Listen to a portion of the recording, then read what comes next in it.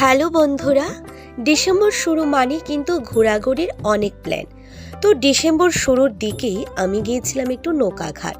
সেখানে আমি আগেও অনেকবার গিয়েছি, আবারও যাই, কারণ একটু সময় কাটানোর জন্য একটু খোলামেলা জায়গা যদি চাও তাহলে অবশ্যই আমি বলবো নৌকাঘাট যেতে পারো। সেটা সিপাহীজলার পাশেই রয়েছে। তারপর চলে যাই সেখানে, আর এই দেখো নিজের হাতে করে পুকুরের মাঝখান থেকে শাপলা ফুল পাড়ার যে ব্যাপারটা, যদি তুমি না যাও বুঝতেই পারবে না।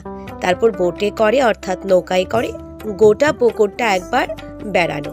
গোটা পুকুর চত্বর করা তো সম্ভব না, যতটুকু পারা যায় আর কি। আমি গিয়েছিলাম ফ্রেন্ডসদের সাথে।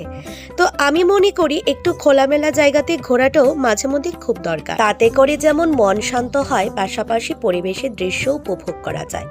তারপর সেখান থেকে বের হয়ে সে গ্রামীণ দোকানগুলি থেকে কিছু খাবার খেয়ে বাড়ি চলে যায়। গিয়ে বাড়িতে খাই পিঠে। আজকের মতো একটু